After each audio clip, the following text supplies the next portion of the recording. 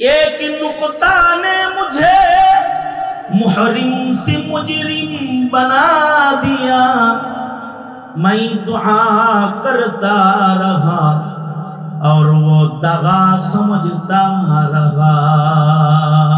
একটা নুকতার কারণে যেমন মুহরিম মুজরিম হয়, একটা গুনাহের কারণে জান্নাতি দোজখী হয়।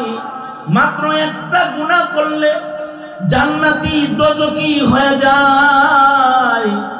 মুত্তাকির দপ্তর থেকে একটা গুনার কারণে বান্দার নাম কাটা পড়ে যায়। দুনিয়ায় যেমন নাম কাটা পড়লে সংশোধনী আছে, আল্লাহর খাতায়ও কারোর যদি নাম কাটা পড়ে গুনার কারণে সংশোধনী আছে। সংশোধনী হলো আল্লাহর কাছে মাফ চাওয়া, ক্ষমা চাওয়া, ক্ষমা পাওয়া। কেউ যদি ইস্তেগফারের মাধ্যমে ক্ষমা লয়, মাপ লইলে পড়ে আল্লাহ তাআলা যাকে ক্ষমা করে তার নাম আবার জান্নাতের খাতায় উঠা যায়। এমনকি কেউ যদি মৃত্যুর আগ মুহূর্তে তওবা করার সুযোগ পাওয়া যায়, কারণ কপাল যদি ভালো হয়। বুখারী শরীফে আছে 100 খুনের আসামি কিন্তু আল্লাহর কাছ থেকে ক্ষমা চেয়ে ফেলেছে, আল্লাহ তাআলা মাফ করে দিয়েছে। সাথে সাথে খুনের আসামি কিন্তু আল্লাহ তাআলা তাকে জান্নাতি বানায় দিয়েছে, কারণ ক্ষমার মাধ্যমে তার গুনাহ মুছে গেছে। যারা নিজের অপরাধ দেখতে পায় না তাদের সবচেয়ে বড় সমস্যা হলো তাদের তওবা নসিব হয়। আর যারা নিজের অপরাধকে গণ্য ফেলায় যে কয়টা গুনাহ করছি আমি, তাদের সবচেয়ে বড় প্রাপ্তি হলো তাদের তওবা নসিব হয়ে যায়। কিন্তু কেউ যদি নিজেকে চিনে ফেলে যে আমি অপরাধী, তাহলে তার তওবা নসিব হয়ে যায়। কেউ নিজের অপরাধী মনে করলে তার তওবা নসিব হয়ে যায়। বুখারী শরীফের ভিতরে ইমাম বুখারী রাহমাতুল্লাহ আলাইহি ওয়াকিআতু বনি ইসরাইল শিরোনামে আলাদা তারজামাতুল বাব কায়েম করেছেন। বনি ইসরাইলের ঘটনা বলে ইমাম বুখারী রাহমাতুল্লাহ আলাইহি বর্ণনা করেছেন। আল্লাহর রাসূল সাল্লাল্লাহু আলাইহি ওয়াসাল্লাম বনি ইসরাইলের কিছু বড় বড় অপরাধীর মাপ পাওয়ার ঘটনা বলছেন। আল্লাহর নবী সহিহ হাদিস যেগুলো সেগুলোকে ইমাম বুখারী রাহমাতুল্লাহ আলাইহি বুখারী শরীফের ভিতরে এনে ফেলেছেন। ওয়াকিআতু বনি ইসরাইল শিরোনামে বনি ইসরাইলের কিছু ক্ষমার ঘটনা, মাগফিরাতের ঘটনা ইমাম বুখারী রাহমাতুল্লাহ আলাইহি এনেছেন। তার ভিতরে একটা ঘটনা হলো বনি ইসরাইলের ভিতরে একটা কাফন চোর ছিল। কাফন চোর যে সারা জনম কাফন চুরি করে করে জীবিকা নির্বাহ করত, কিন্তু তার একটা গুণ হলো সে চোর নিজের চোরই মনে করত। যেমন কিছু আছে চোর কিন্তু নিজের দরবেশ পরিচয় দেয়, আছে না? চোর কিন্তু নিজের দরবেশ পরিচয় দেয়, ভালো মানুষ পরিচয় দেয়, কিন্তু এই কাফন চোরার গুণে নিজেকে কাফন চোর মনে করে। সে নিজেকে ভালো মানুষ মনে করে না, নিজেকে অপরাধী মনে করে। এইটা হলো তার গুণ। সে মরার আগে তার সন্তানদেরকে ডেকে বলল,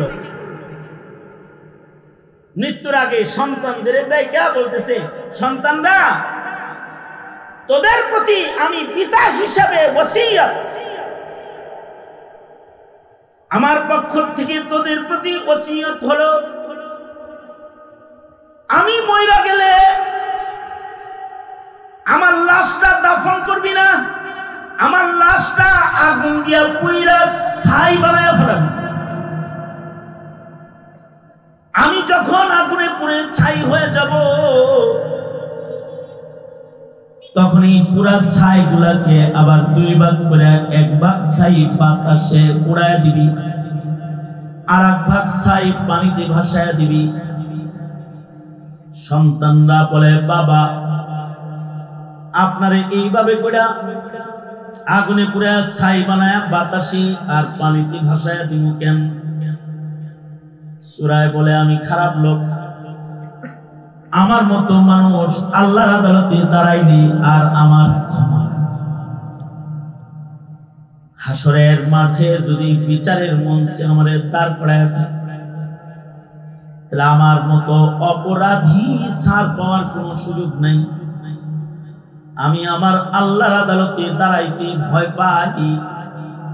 সুতরাং আমাকে বাতাসে উড়াইয়া দিবি যেন খুঁজে না পাওয়া যায়, পানিতে ভাসাইয়া দিবি যেন আমাকে খুঁজে না পাওয়া যায়।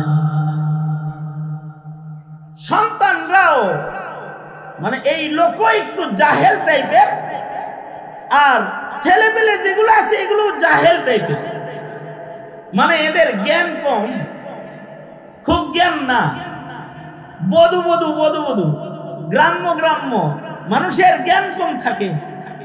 কিন্তু জ্ঞান কম হইলে কারোর যদি বুদ্ধি জ্ঞান কম হয়, একটা হলো জ্ঞান অর্জন করে না, আর একটা হলো আসলে বুদ্ধি কম, দুইটা ভিন্ন না। কিছু মানুষ আছে জাগতিক শিক্ষায় সে বড় শিক্ষিত, কিন্তু ধর্মকর্ম ইচ্ছা করেই শিখে নাই। এটা কিন্তু বুদ্ধিহীন না, বুদ্ধি আছে, চালাক চতুর, এমনি দুনিয়ার সব বুঝে, খালি নামাজটা বুঝে না।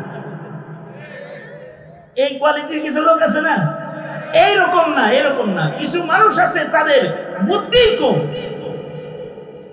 বুদ্ধি যদি কম হয় তার সাথে বিচারকের বিচারক ভিন্ন হয়, বিচারকের বিচার ভিন্ন হয় বুদ্ধির কারণে।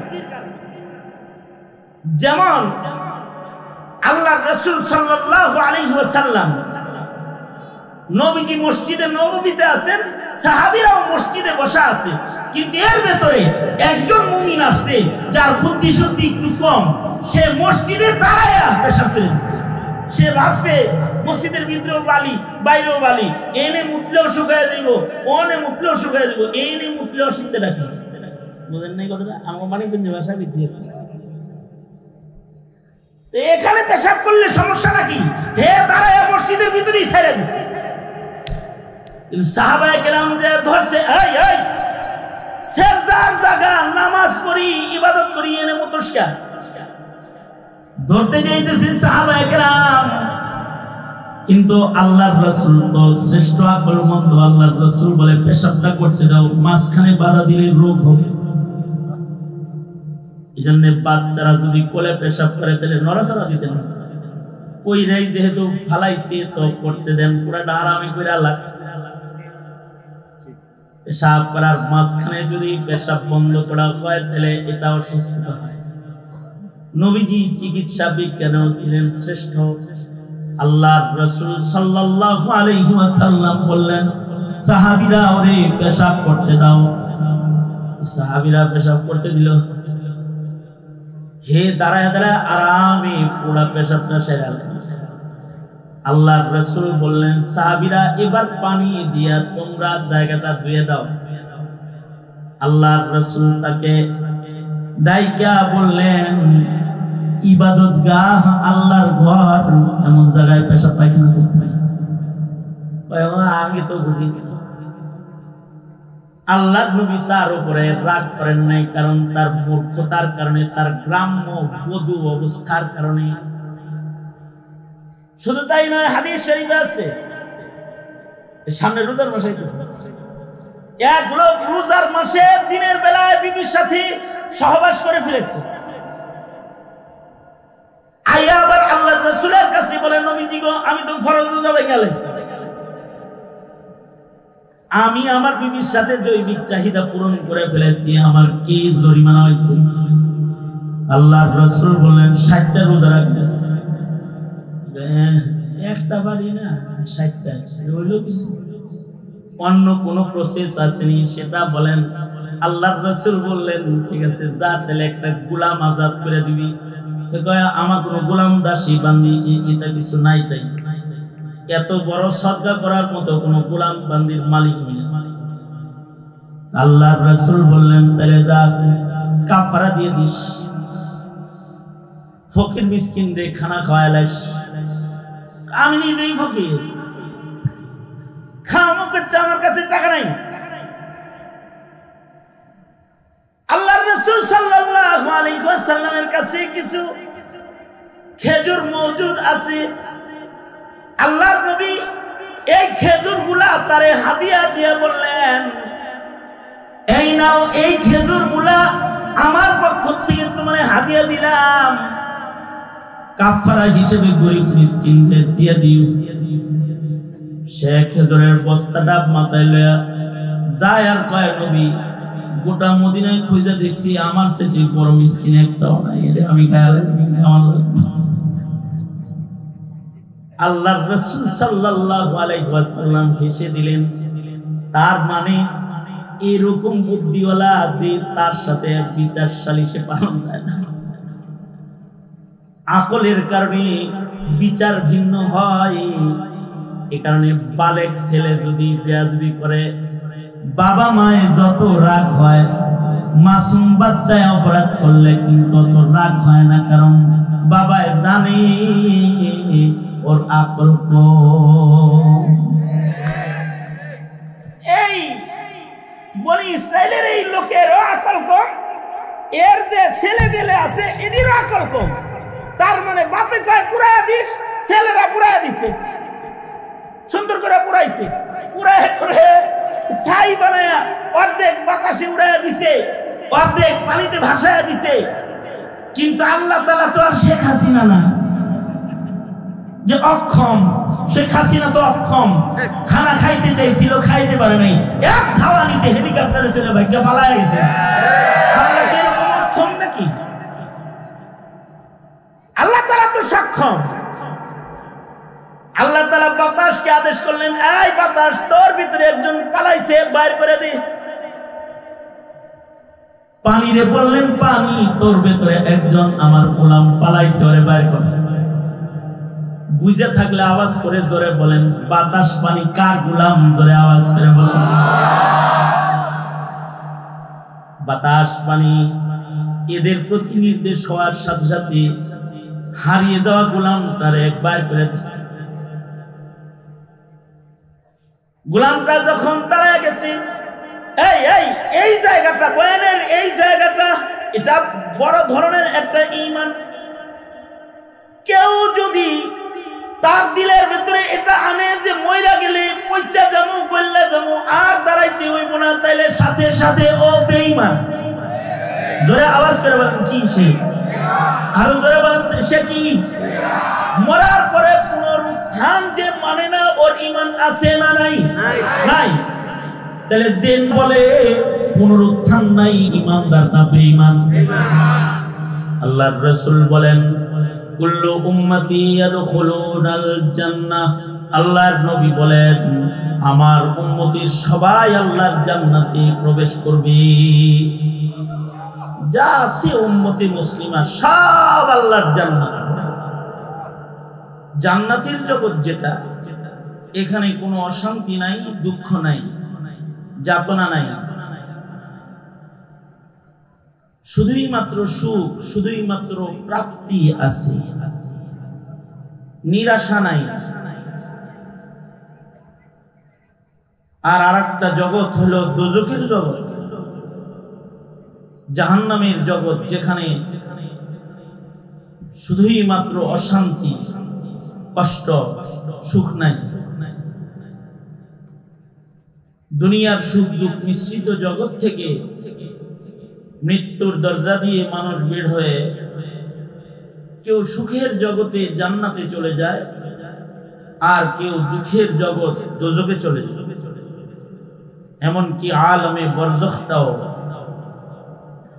কারোর কারোর জন্য জান্নাতের বাগান হয়, আর কারোর কারোর জন্য হুফরাতুম মিন হুফারিন নার, দোজখের খন্দক।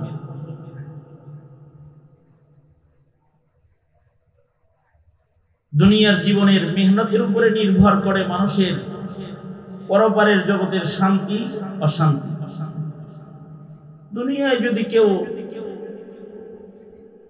আল্লাহ পাকের মর্জি মাফিক হায়াত কাটায় এবং আল্লাহ পাকের হুকুমকে পালন করে, দুনিয়াতে, তাহলে সে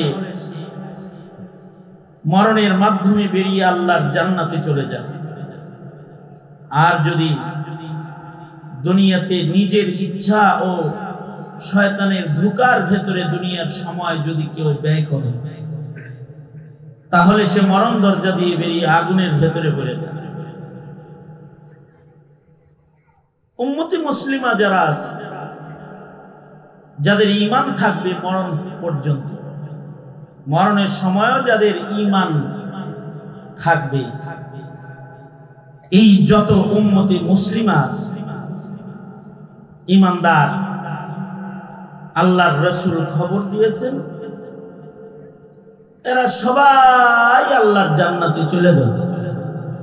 সুবহানাল্লাহ। আগামীকাল কি বললেন? অথবা বলেন আলহামদুলিল্লাহ।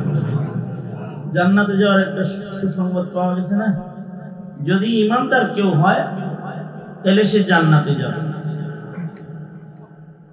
আল্লাহর রাসূল বলেন, কুল্লু উম্মতি ইয়াদখুলুনাল জান্নাহ। আল্লাহর নবী বলেন, আমার উম্মতির সবাই আল্লাহর জান্নাতে প্রবেশ করবে।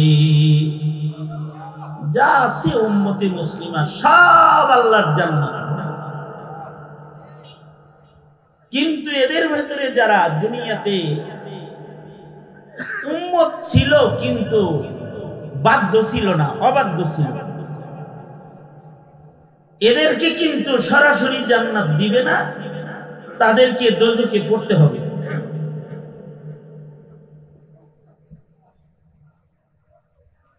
কিছু কিছু মানুষ আছে না, দল করে কিন্তু দলের আইন মানে না, আছে না? কিছু কিছু মানুষ আছে মুসলিম, ইসলামের পরিচয় বহন করে কিন্তু ইসলাম মানে না, আছে না? নাই? যারা ইসলাম মানে না, তারা অস্বীকারী, যারা রাসূল মানে না, নবীর দেখানো পথ মানে না, এরা দোজখে যাবে।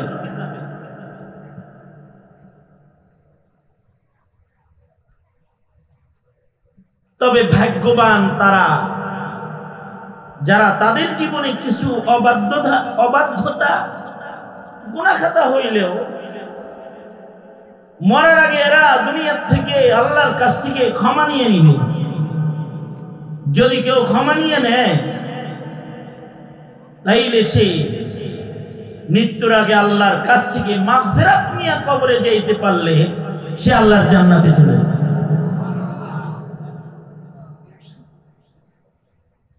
এ কারণে আল্লাহ তাআলা বলেন, ওয়াসারিউ ইলা মাগফিরাতিন মির রাব্বিকুম ওয়া জান্নাতিন আরদুহাস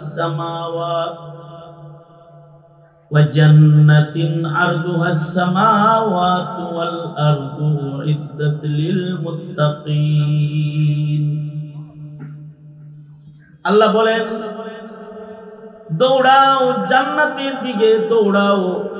আল্লাহ পাকের পক্ষ থেকে মাগফিরাত যেখানে আছে মাগফিরাতের দিকে দৌড়াও। এক নাম্বার হলো মাগফিরাতের দিকে যাও, পরে কয় জান্নাত, জান্নাতের দিকে যাও। অর্থাৎ মুমিনেরা আমাকে যদি পেতে চাও তাহলে তোমরা আমার কাছ থেকে মাগফিরাত নাও। আমার কাছে যদি পৌঁছতে চাও জান্নাতে এসো। যারা জান্নাতে আসলে তারা আমাকে পাইবে, যারা আমার কাছ থেকে ক্ষমা নিলে তারা জান্নাত পেয়ে গেল, আর যারা জান্নাতে এলে তারা আমাকে পেয়ে গেল। কেউ যদি আল্লাহর কাছ থেকে ক্ষমা নিয়ে নিল সে জান্নাতে চলে গেল, কারণ ক্ষমা ছাড়া জান্নাতে ঢোকা সম্ভব নয়। গুনাহযুক্ত কোন মানুষ আল্লাহর জান্নাতে পৌঁছা সম্ভব নয়। গুনাহ তো নাপাক জিনিস, গুনাহের নাপাক সহ কেউ জান্নাতে যেতে পারবে না। তাকে হয়তো দুনিয়া থেকেই গুনাহ মুক্ত হইতে হবে, মরার আগে গুনাহ মুক্ত হইতে হবে। কেউ কেউ আছে কবরে যাওয়ার পরে তাদেরকে আল্লাহ তাআলা মাফ করে দেন, কেউ কেউ আছে দোজখে পড়ার পরে আল্লাহ তাদের মাফ করবে, যাদের মাফ করবে তারা আল্লাহর জান্নাত।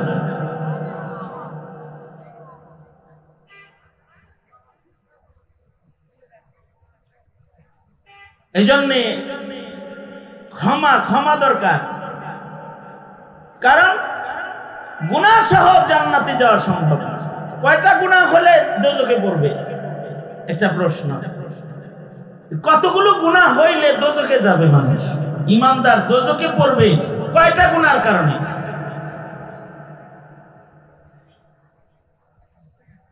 আহলুস সুন্নাতি ওয়াল জামাআর আকীদা হলো, এই কথাটা আপনারা খেয়াল করে শুনলে, এরপরে যদি আমরা আর কোনো ওয়াজ নাও শুনেন তাতেও সমস্যা নাই।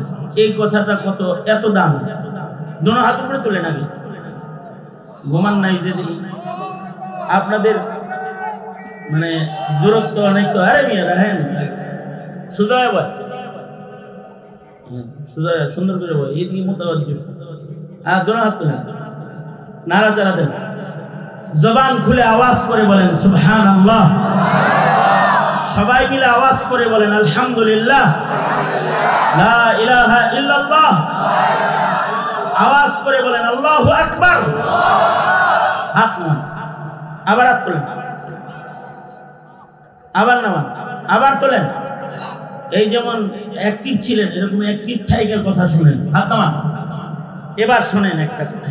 অনেকে মনে করে কি যে আরে কিছু গুনাহ করলে সমস্যা নাই, কি মনে করে?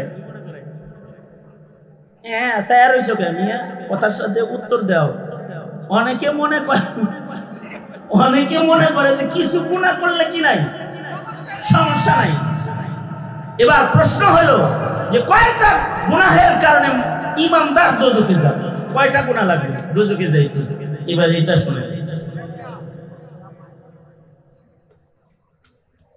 একটা কবিরা গুনাহ যদি কারোর জীবনে থাকে, কয়টা কবিরা গুনাহ?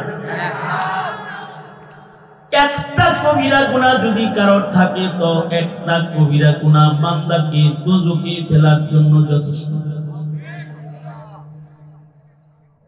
যারা নিশ্চিন্ত মনে কবিরা গুনাহ করে আছে না কিছু, এরা কোন দিকে যাইতাছে? জান্নাতের দিকে যাইতাছে না দোজখের দিকে যাইতাছে? বাগানের দিকে যাইতেছি না আগুনের দিকে যাইতেছি? নামাজ না পড়া ইচ্ছাকৃত কবিরা গুনাহ, রোজা না রাখা কবিরা গুনাহ, ইচ্ছাকৃত হিসাব করে যাকাত না দেওয়া কবিরা গুনাহ, হজ ফরজ হয়েছে ইচ্ছা করে না করা কবিরা গুনাহ, মিথ্যা বলা কবিরা গুনাহ, জেনা ব্যভিচার কবিরা গুনাহ, শরাব পান করা কবিরা গুনাহ, গাঁজা খাওয়া কবিরা গুনাহ, বেপরদা চলা কবিরা গুনাহ।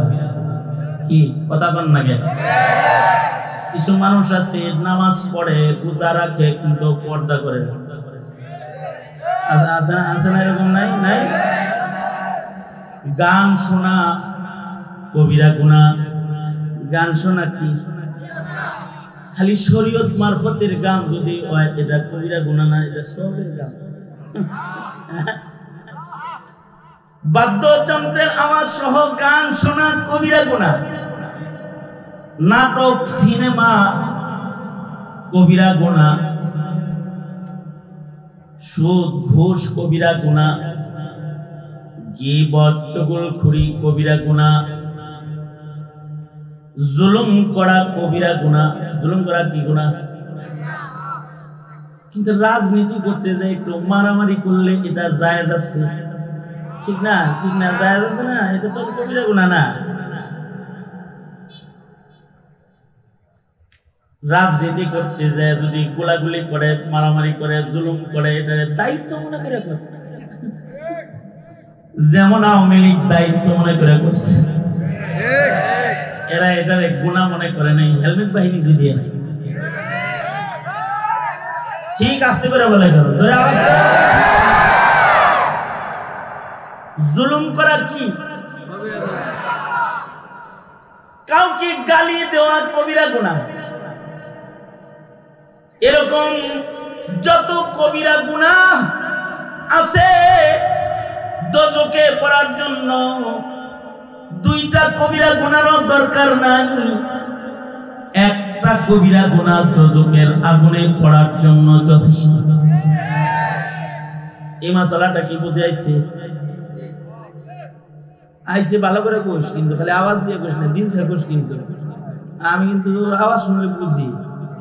তোরা ওয়াজ শুনিস কয়দিন, আর আমি ওয়াজ করি হলো 2 যুগ প্লাস। শ্রোতার চেহারা দেখলে বুঝি তোমরা কয় নাম্বার শ্রোতা, আওয়াজ শুনলেও বুঝি তোমরা দিল থেকে করতেছে আর কোটা ফাকরামি করতেছে। ফাকরামি করিস না কিন্তু, তাহলে কিন্তু ইমান নষ্ট হয়ে যাবে। কারণ কথাগুলো খুব সেনসিটিভ কথা। একটা কবিরা গুনাহ যদি করে কেউ ইচ্ছা কইরা, তাহলে একটা কবিরা গুনাহ দোজখের আগুনে যাওয়ার জন্য যথেষ্ট। এই কথাটা সবাই বুঝছেন তো? কারা কারা বুঝছেন হাত তোলেন। বাস, ওয়া আখিরু দাওয়ানা আলহামদুলিল্লাহি রাব্বিল আলামিন। এখন যদি আমি জায়গাও কোনো ওয়াজ নাও করি কোনো সমস্যা নাই, আজকে বয়ান হয়ে গেছে।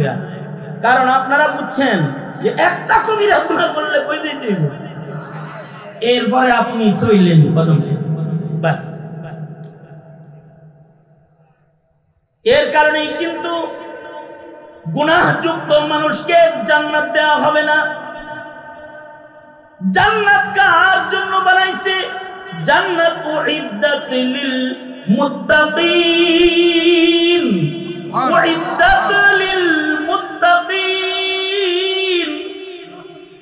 মুত্তাকির জন্য আল্লাহ তাআলা জান্নাত বানাইছে। মুত্তাকি কাকে বলা হয়? মুত্তাকি বলা হয় হলো যে গুনাহ করে, অর্থাৎ যার ভেতরে আল্লাহর ভয় এই পরিমাণ আছে যে সে গুনাহর সাথে তার টাচ লাগে না, সে হলো মুত্তাকি। একটা গুনাহ করলেও মুত্তাকির দপ্তর থেকে নাম কাটা পড়ে। কয়টা গুনাহ? একটা গুনাহ করলেও মুত্তাকির লিস্ট থেকে নাম কাটা পড়ে। एक नुक्ता ने मुझे मुहरिम से मुजरिम बना दिया, एक नुक्ता ने मुझे मुहरिम से मुजरिम बना दिया। मैं दुआ करता रहा और वो दगा समझता रहा। मुहरिम, मुहरिम सम्मानी, निर्दोष, জান্নাতি। মুহরিম লিখতে অক্ষর হলো মিম হা রা মিম। মুহরিম একই স্টাইলের লেখা, মাত্র একটা নুক্তা আছে, হার নিচে নুক্তা পড়ছে, হইছে কি জিম। মুজরিম, মুহরিম জান্নাতি, একটা নুক্তার কারণে মুজরিম দোজখী। एक नुक्ता ने मुझे, एक नुक्ता ने मुझे मुहरिम से मुजरिम बना दिया।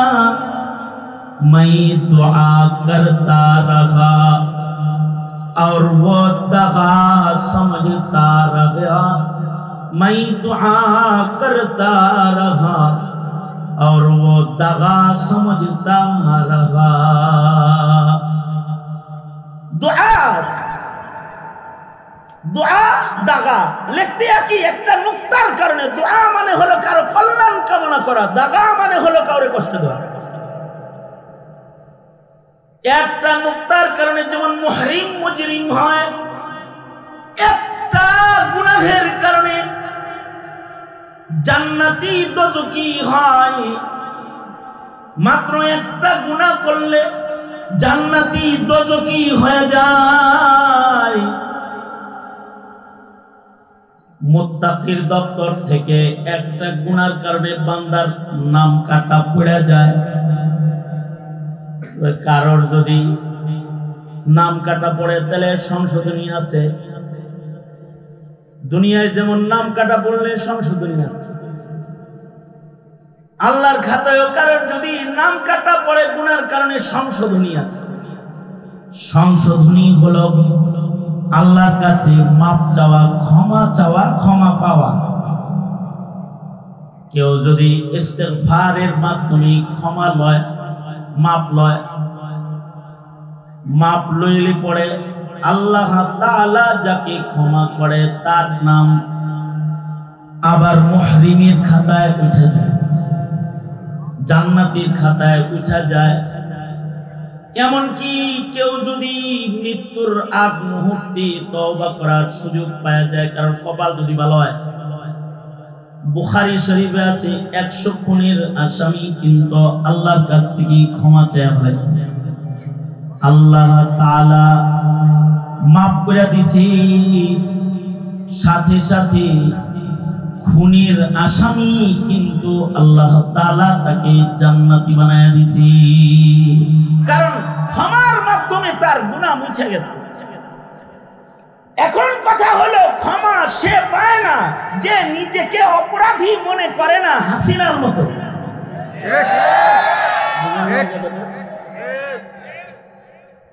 এই কয়েকদিন আগে শেখ হাসিনা ভাষণ দিচ্ছে, আমার কি দোষ, হে যে গুনাহ করছে রে খুঁজে পায় না, বুঝে না, তার গুনাহ সে দেখে না। কিছু কিছু মানুষ আছে ওরা আকাম বেধারাম করে কিন্তু নিজের আকাম দেখে না, তাকায় কি কি আকাম করছে এটা দেখে না।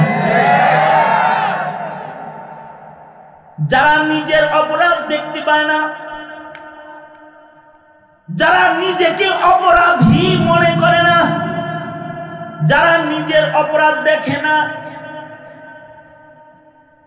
তাদের সবচেয়ে বড় সমস্যা হলো তাদের তওবা নসিব হয় না।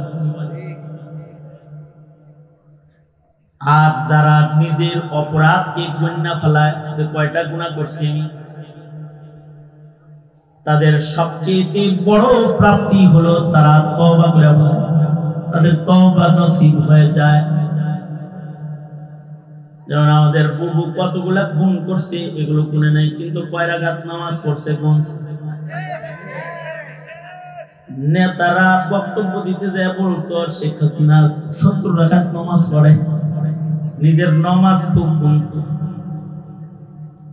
কতগুলা মসজিদ বানাইছে তা গুনছে, কয় বিঘা জমিন কাকরাইলে দিছে এটা গুনছে, কত রকম জমিনের বরাদ্দ ইস্তেমার মাঠে দিছে এটা গুনছে, কিন্তু কতগুলো আকাম করছে একটা গুনে নাই। না গুনার কারণে নিজেকে অপরাধী মনে হয় না। হাজার হাজার মানুষের রক্তের উপরে ক্ষমতার চেয়ারে বসে থাকার পরেও নিজেকে নির্দোষ নির্দোষ ভাবে। জাতি বুঝে, জাতি বুঝে কি নির্দোষ নাস্ত খুনি, হাসিনা খুনি। এ কারণে খুনির কদর খুনির কাছে আছে, মোদি এক কসাই খুনি, তার কাছে হাসিনার কদর আছে। কারণ রতনে রতন চিনে, চোরে চিনে চোর, রতন চিনে, চোরে তো চোর চিনে। কিন্তু কেউ যদি নিজেকে চিনে ফেলে যে আমি অপরাধী, তাহলে তার তওবা নসিব হয়ে যায়। কেউ নিজের অপরাধী মনে করলে তার তওবা নসিব হয়ে যায়। মরার পরে পুনরুত্থান আছে, আল্লাহ তাআলা সকলকে আবার পুনরায় আল্লাহর আদালতে আল্লাহ তাআলা দাঁড় করাইবেন। কারণ আল্লাহ তাআলা সক্ষম মালিক, আল্লাহ তাআলা অক্ষম না। আল্লাহ তাআলা কাদের মুতলাক, ওহুয়া আলা কুল্লি শাইইন কাদির। আল্লাহ তাআলা সব কিছুর উপরে শক্তি রাখেন। অসম্ভব বলতে আল্লাহর কাছে কিছু নাই, আল্লাহর জন্য সব সম্ভব। কারণ আল্লাহ পাক সক্ষম আর মানুষ হইল অক্ষম। মানুষটা যদি আমেরিকার প্রেসিডেন্ট হয় তাও সে অক্ষম। মানুষটা যদি ভারতের প্রেসিডেন্ট হয় সেও অক্ষম। এই মানুষটা যদি বাংলাদেশের প্রেসিডেন্ট হয় সেও বলেন বলেন সে অক্ষম। সে যদি কোটিপতিও হয় তাও কি কোটিপতি, অনেক টাকা আছে কিন্তু অক্ষম, সক্ষম না। মানুষ যে অক্ষম এটা আল্লাহ তাআলা মানুষকে প্রতিদিনে রাত্রে কতবার হাগামোতা ধরায়া দিয়া বুঝায় যে তুই কিন্তু অক্ষম, বুঝছস, দুইটা সিদ্রি কন্ট্রোল করে রাখতে চলতে পারছ না। বুঝেন নাই? পেশাব আসে যে পেশাবের মুসার দিলেই বোঝা যায় কি এই লোকটা কি। এখন আর তার সুন্দর কাপড় পরে থাকার কায়দা নাই, হাগু করতে হবে, ইন সব বাদ হয়ে গেছে, খুললে যে অ্যাভয়েড করছে। বুঝেন নাই? অক্ষমতা আল্লাহ তাআলা প্রমাণ করেন মুহূর্তে মুহূর্তে বান্দা যে অক্ষম।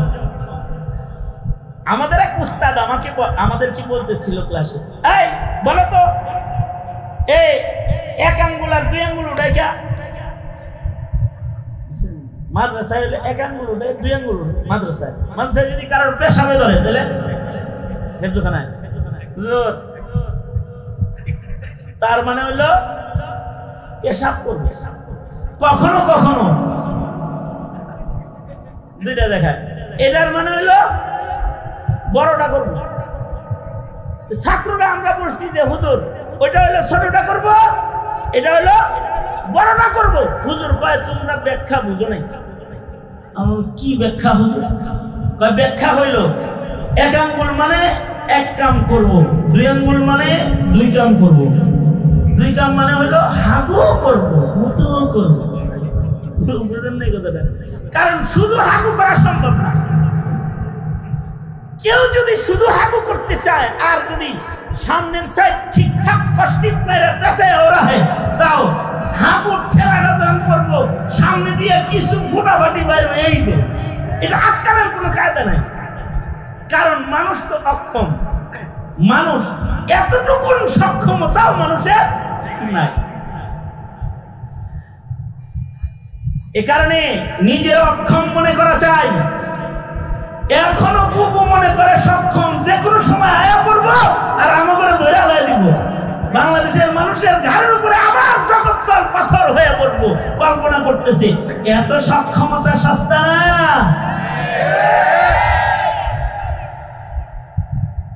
কোন ফায়াকুন না মানুষ, কোন ফায়াকুন না, কোন ফায়াকুন একজন, তিনি কে? জোরে আওয়াজ করে বলেন, আরো জোরে আওয়াজ করে বলেন তিনি কে? আল্লাহ তাআলা হলো কুন ফায়াকুন, বলবেন হও হয়ে যাবে। বান্দা লুকাইছে, আল্লাহ বলে এই বাইরে, তো বাইরে কাফন চোরা পালাইছিল, লুকাইছিল পানির ভিতরে, বাতাসের ভিতরে, বাইর হয়ে গেছে। আল্লাহ তাআলা এবার এই বান্দাটারে জিজ্ঞাসা করতেছে, এই বান্দা পলাইলি কেন? এত ড্রামা করছিলি কেন যে তোরে যেন তালাশ করে না পাওয়া যায়? তুই কি জানোস না আমি বাইর করতে পারবো? বান্দায় বলে আল্লাহ আপনার ডরে করছি, আপনারে ভয় পাই, আপনি তো জানেনই আমি আপনাকে ভয় পাই। আল্লাহর রাসূল বলেন এই যে বান্দা আল্লাহরে ভয় পাইছে, এতটুকু তাকওয়াল্লাহ, আল্লাহকে ভয় পায়, এই কারণে আল্লাহ তাআলা তাকে বললেন যা তোরে মাফ করে দিলাম আমি। এটাকে বলে মাগফিরাত। এই মাপ যার হয়ে যাবে তার জীবনের অনেক অপরাধ থাকলেও সে জান্নাত। এখন কেউ কেউ বলে সে তো পুনরুত্থান মানে না।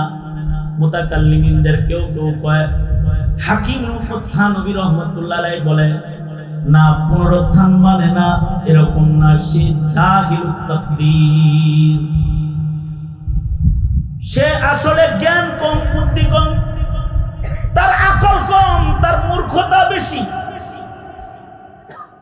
মূর্খ লোকের সাথে আল্লাহর বিচার শিক্ষিত লোকের মতন না, এ কারণে আল্লাহ মাফ করে দিছে। কিন্তু শারিহুল বুখারী ইবনুল হাজার আসকালানী রাহমাতুল্লাহি আলাইহি বুখারী শরীফের ব্যাখ্যা গ্রন্থে তিনি বলেন এই চোরটার সবচেয়ে বড় গুণ হলো নিজের চোর মনে করে। তার একটা বড় গুণ হলো নিজেকে নিজে ছোট মনে করে।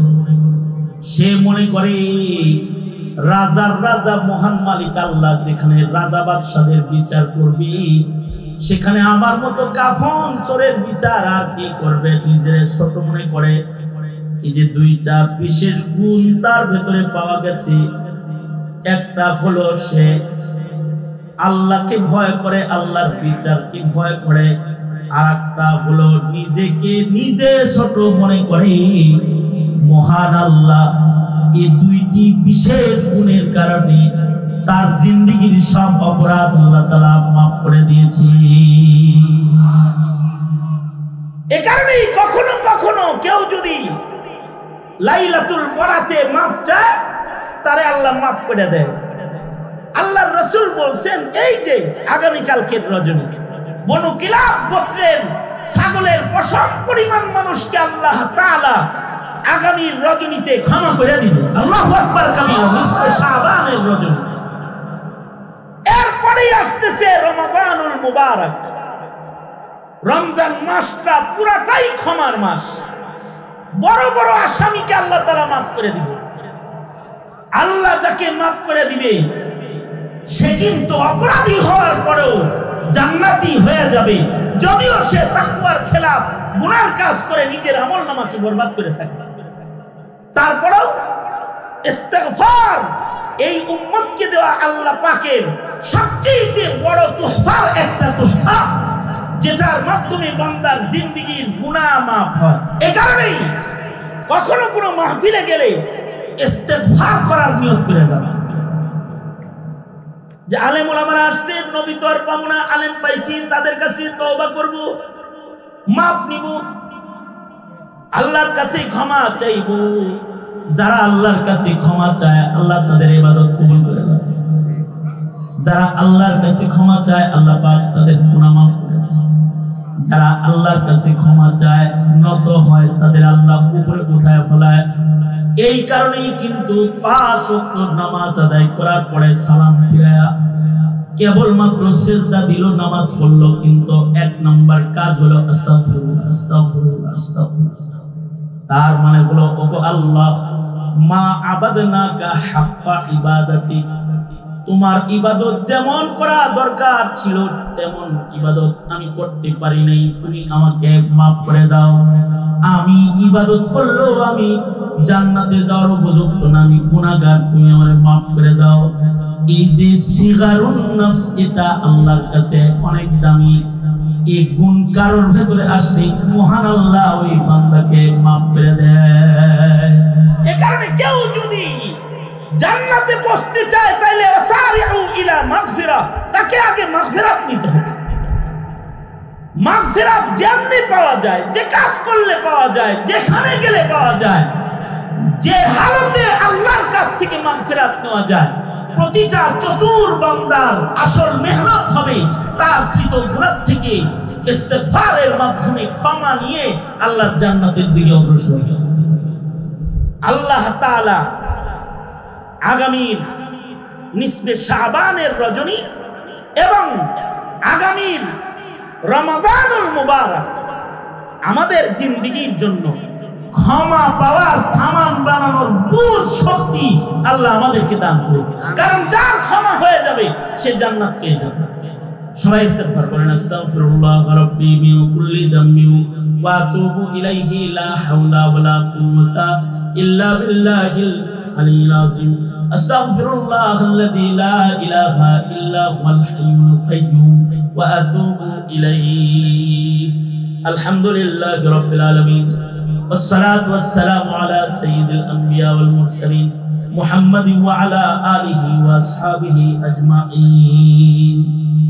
সৌদি প্রবাসী শোয়েব ইসলাম কে আল্লাহ তার বন্ধু বান্ধব এলাকার যুবকেরা মিলে যে মাহফিলটার ইন্তজাম করেছে, রব্বুল আলামিন মুবারক এক জলসা, বহু উলামা হযরতরা এসেছে। আয় রব্বে কারীম, মাহফিলের শেষ ভাগে তোমার দরবারে 2টা হাত তুলে ধরেছে। রব্বুল আলামিন জিন্দেগীর সব গুনাহের জন্য তোমার কাছে আমরা মাপ চাইতেছি। তুমি তো মাপ চাইলে বান্দারে ক্ষমা করো, বান্দার গুনাহকে নেকির দ্বারা তুমি পরিবর্তন করো। রব্বুল আলামিন কোন বান্দা ক্ষমা চেয়ে তোমার কাছে নত হইলে তুমি বান্দাকে উপরে তুলো। কোন বান্দা যদি গুনাহ করে তার তাকওয়াকে নষ্ট করে ক্ষমা চাইলে তুমি তাকে আবার মুত্তাকি হিসেবে গ্রহণ করো। রব্বুল আলামিন, ইয়া আল্লাহ, আমরা সবাই মিলে তোমার কাছে মাপ চাই। জিন্দেগীর যত গুনাহ আমরা করেছি, আমাদের জিন্দেগীর সব গুনাহ তুমি ক্ষমা করে দাও। রব্বুল আলামিন, বেপানাহকে পানাহ দাও, বেরুজিকে রুজি দান করো, শান্তি দূর করে শান্তির ফয়সালা করো। একটা কবিরা গুনাহ যেন কেউ না করে। ইয়া আল্লাহ, অত পরিমাণ তাকওয়া তুমি সব গোলাম বান্দা বান্দিরে দিয়ে দাও। আল্লাহ, যারা এই মাহফিলের ইন্তজাম করেছে, ইয়া আল্লাহ, তাদের মেহনতকে কবুল মঞ্জুর করে নাও। রব্বুল আলামিন, মরহুম যারা, তাদের কবরের আযাব মাফ করে দাও। এলাকার যত মুর্দেগান কবরে চলে গেছে তাদেরকে মাফ করে দাও। রব্বুল আলামিন, আয় আল্লাহ, অসুস্থ রোগী এলাকায় যারা আছে তাদের সুস্থ করে দাও। সোহেব ইসলামের আব্বা আম্মাকে ইয়া আল্লাহ নেক হায়াত দান করো। রব্বুল আলামিন, ভাই বিরাদার গুলাকে বারাকার জিন্দেগি দাও। দুইটা ভাই প্রবাসী থাকি, ওদেরকে প্রবাসীর জিন্দেগি সুখের সুন্দর বানায় দাও। ইয়া আল্লাহ, একজন বাবা মার খেদমতে রয়েছে, খেদমত করার তৌফিক দান করো। রব্বুল আলামিন, যত যুবকেরা এখানে এসেছে সকলকে ইয়া আল্লাহ 5 ওয়াক্ত নামাজ ইয়া আল্লাহ তোমার হুকুম মতো আদায় করার তৌফিক তাদের তুমি দান করো। রব্বুল আলামিন, মা বাবার ফরমাবরদার সন্তান বানায় দাও। লাইলাতুন নিসফ মিন শাবানের বারাকা আমাদের তুমি দান করো আল্লাহ। আয় রব্বুল আলামিন, আমরা যারা হাত তুলেছি, আল্লাহ, কার কি হাজাত, কার কি জরুরত সব তুমি জানো। সবার মনের নেক আশা পুরা করে দাও। আল্লাহ, সকলকে বাইতুল্লাহ রওজা আতহার জিয়ারত নসিব করে দাও। রব্বুল আলামিন, আয় রব্বে কারীম, ইয়া আল্লাহ, আমাদের আলো ইয়াল নেককার পরহেজগার বানায় দাও। ইয়া আল্লাহ, বুড়াদের হযরত আবু বকর বানাও, যুবকগুলারে খালিদ বিন ওয়ালিদ বানাও, পর্দার আড়ালের মা বোনদের হযরত ফাতিমা খাদিজা বানায় দাও। রব্বুল আলামিন, আল্লাহ, আগামীর প্রজন্মকে ঈমানদার নেককার পরহেজগার বানাও। আল্লাহ, আগামীর প্রজন্মকে ঈমান তাওহীদ শিক্ষা দেওয়ার তৌফিক আমাদের তুমি দান করো। প্রত্যেকটা সন্তানকে কোরআনে কারীমের তিলাওয়াত শিখাইবার তৌফিক অভিভাবকদের দান করো। যত গোলামেরা এখানে এসেছে, গভীর রাত হয়ে গেছে, মাঝ রাত্রি পাড়ি দিয়েছি। রব্বুল আলামিন, কদম কদম নেক দিয়ে সবাইকে তুমি বাড়ি ফিরাইয়া দিও। রব্বুল আলামিন, ইয়া আল্লাহ, অনেক কিছুই বলার সংক্ষিপ্ত কথা, যত কল্যাণ যত মঙ্গল সব তুমি আমাদেরকে দান করো। অকল্যাণ আর অমঙ্গল হইতে ধরে ধরে আমাদেরকে তুমি হেফাজত করো। দূর দারাজ থেকে সফর করে বহু উলামা হযরতরা এই মাহফিলে অংশগ্রহণ করেছে। ইয়া আল্লাহ, সকলকে আজর সওয়াব দান করো। আলেম ওলামাদের নাম নায়েবে নবীর দপ্তরে উঠায় দাও। রব্বুল আলামিন, গুনাহ মুক্ত জিন্দেগি তুমি আমাদের সকলের দান করো আল্লাহ। আল্লাহুম্মা ইন্না নাসআলুকাল জান্নাতা ওয়া রিযাকা ওয়া নাউযু বিকা মিনান নার। আল্লাহুম্মা আফিনা ফি কুদরাতিকা ওয়া আদখিলনা ফি রাহমাতিক। নাসআলুকাল আফওয়া ওয়াল আফিয়াতা ফিদ দুনিয়া ওয়াল আখিরাহ। তাওয়াফফানা মুসলিমান ওয়া আলহিকনা বিস সালিহিন। সুবহানা রাব্বিকা রাব্বিল ইজ্জাতি আম্মা ইয়াসিফুন ওয়া সালামুন আলাল মুরসালিন ওয়ালহামদুলিল্লাহি রাব্বিল আলামিন। আসসালামু আলাইকুম ওয়া রাহমাতুল্লাহি ওয়া বারাকাতুহু।